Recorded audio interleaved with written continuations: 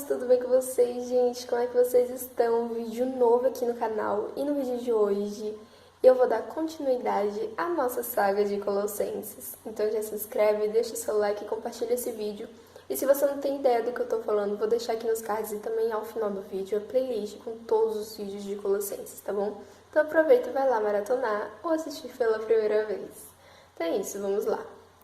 Bem, em Colossenses 2, do versículo 8 a 23, Paulo fala sobre um assunto muito importante e que já foi alertado anteriormente. Ele fala então sobre os falsos mestres. A primeira vez que foi falado sobre foi lá em Mateus 7,15 e foi alertado por Jesus.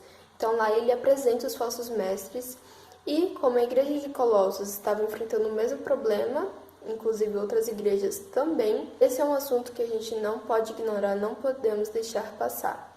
Então, basicamente, quem eram os falsos mestres? Eram falsos irmãos que se infiltravam na igreja do Senhor Jesus e iam distorcendo a Bíblia, iam fazendo uma baboseira.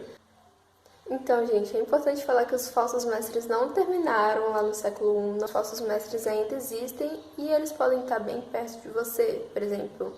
Muitos pregadores que você pode estar assistindo nas mídias sociais podem ser falsos mestres. Por isso você tem que estar atento, porque nem todo ensinamento que se diz ser de Deus é de fato ser de Deus. Você tem que fazer essas perguntas. Como a gente pode estar prevenidos contra esses enganos desses falsos mestres? E a única forma é conhecendo Jesus Cristo e a sua obra na cruz. Essa é a única forma da gente se prevenir contra os falsos mestres. Então Paulo, no versículo 9, ele mostra que os falsos mestres eles desprezam o conhecimento de Jesus Cristo e sua obra. Portanto, quer saber se é falsa doutrina? Avalie o conhecimento que ele fala sobre Jesus e sua obra. Esta é a chave principal para identificar uma heresia. Portanto, o alerta de Paulo é incisivo. Tome cuidado com que falsos mestres não te afastem da verdade do Evangelho de Jesus Cristo. Então tome cuidado para não ser levado pelo ensino de falsos mestres. Esta questão é muito séria, pois aqueles que foram regenerados, nasceram de novo e foram atraídos a Cristo lá na cruz e têm o seu velho homem crucificado, Paulo mostra a necessidade de crescer espiritualmente no conhecimento, na graça do Senhor Jesus Cristo. Então um crente no Senhor Jesus, que não cresce espiritualmente, que não leva com seriedade as disciplinas espirituais, será uma presa fácil para os falsos mestres ter a sua fé enfraquecida e comprometida. Então, por que crescer espiritualmente é tão importante?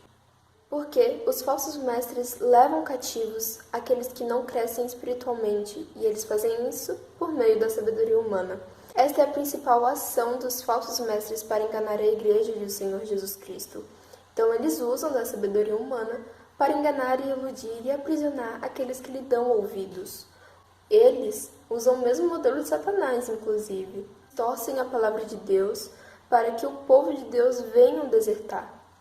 Então a gente pode ver dois exemplos, dois episódios desse na Bíblia. Primeiro lá em Gênesis, quando Eva foi enganada, e depois quando Satanás tentou Jesus Cristo. Portanto, é importante avisar que os falsos mestres não têm comprometimento nenhum com Deus e a sua palavra. Eles desprezam a Cristo Jesus. E esses, na verdade, são servos de Satanás para afastar o povo de Deus da palavra dele.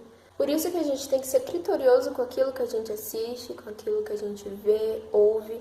Não podemos dar bobeiras, porque muitas vezes somos levados por falsos ensinos e nem percebemos. Esteja atento a isso. Então, falando um pouco mais sobre a heresia que Paulo estava combatendo. Porque, para quem não sabe, nessa carta, Paulo lhe apresenta as heresias e, em seguida, combate elas. Então, a primeira heresia que Paulo mostra é a sabedoria humana. E o que ela estava fazendo? Bem, ela estava exaltando o saber filosófico. Ela apresenta as obras religiosas como um meio de salvação. Os esforços humanos eram usados para a santificação e a sabedoria humana exaltava os seres espirituais para sua devoção. Então, Paulo mostra que a sabedoria humana entrou por meio da filosofia. E essa despreza a palavra de Deus. Mas aqui o problema não é a sabedoria humana em si, pois Deus nos criou como seres racionais. E sim, o problema consiste no desprezo à palavra. A sabedoria humana não deve conduzir a nossa vida. Devemos ter a nossa cosmovisão construída em cima das escrituras. A vida cristã não deve ser construída em cima do saber filosófico, da sabedoria humana. Ela não pode conduzir a nossa vida. A Bíblia é a palavra de Deus, ela é autoridade, ela é suficiente para o povo de Deus e a Igreja de Jesus e é ela que tem que conduzir a nossa vida. Então eu te pergunto, qual a sabedoria que está conduzindo a sua vida? Nós precisamos ter a sabedoria que vem de Deus. Por isso que lá no versículo 9 Paulo fala: porquanto nele habita corporalmente toda a plenitude da divindade.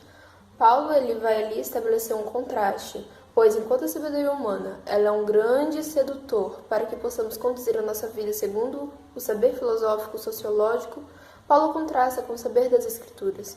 É o saber de Deus, é esta que deve nos cativar.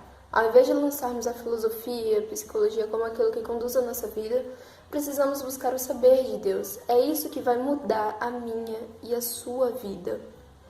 É em Jesus Cristo que nós temos que colocar toda a nossa capacidade racional e intelectual para conhecer e ter transformado. Então não despreze a palavra de Deus, não caia na armadilha da sabedoria humana. E a única forma é conhecer pessoalmente Jesus Cristo e sua obra lá na cruz. Para você não cair no engano dos falsos profetas, seja uma pessoa que ame as Escrituras, que ame Jesus Cristo. Estude a palavra de Deus e a coloque em prática na sua vida. Então, outra característica dos falsos mestres era o legalismo religioso. Eles utilizavam disto para prender aqueles que davam ouvidos ao ensinamento.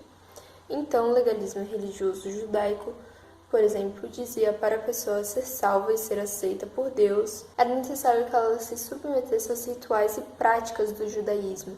Então, no versículo 11, no final do capítulo 2, ele combate essa heresia. Então, Paulo combate essa heresia, mostrando que a reconciliação do homem para com Deus é inútil. A reconciliação não faz do homem para com Deus, mas de Deus para com o homem através de Jesus Cristo. Por fim, a terceira característica que temos é o misticismo. O que é isso? Basicamente, era a adoração aos anjos, pois, segundo esta heresia, segundo o misticismo, o homem e Deus têm mediadores, na qual eram os anjos, e estes deveriam ser adorados. Mas claramente uma heresia, porque quando olhamos para a palavra de Deus, vemos que os anjos não são mediadores e não devemos prestar culto a eles. Assim também como não deve ter culto de adoração a nenhuma outra criatura. Isto é um erro, pois é somente um mediador, Jesus Cristo. Só ele morreu na cruz. Então o misticismo dentro da igreja atacava a união dos irmãos em Cristo, pois atacava a doutrina da nossa atração do velho homem ao corpo de Cristo. Então Paulo combate essa heresia no versículo 19, e nesse versículo Paulo mostra que Cristo é suficiente para o seu povo e a igreja de Jesus Cristo. Então agora, no fim desse vídeo, eu te pergunto, investigue sua vida. Pois muitas das vezes na caminhada cristã a gente vai criando muitos deuses em nosso coração e em nossa mente. Nós vamos criando padrões que não são bíblicos, um padrão de corpo, um padrão de vida que desejamos alcançar, e acabamos de dedicar nossa vida em alcançar esse padrão que não é o que Deus tem para nós, não é o que nos sacia, pois o único que pode saciar a igreja de Cristo, é Deus. Pois, quando entendemos que Cristo é suficiente, independentemente das circunstâncias, estamos satisfeitos, estamos realizados, pois Cristo vive em mim, e não devemos continuar a viver uma vida de pecados. Pois aquele que foi atraído ao corpo de Cristo e morreu com Cristo, foi liberto do poder do pecado. Nós temos que viver uma vida de santificação, nós temos que mortificar a carne, não por esforço religioso, mas pela dependência do Espírito Santo de Deus, conscientes que Jesus vive em nós e o nosso corpo é para a glória de Deus. Então é isso, gente. Eu espero que vocês tenham gostado desse vídeo e até semana que vem. Tchau!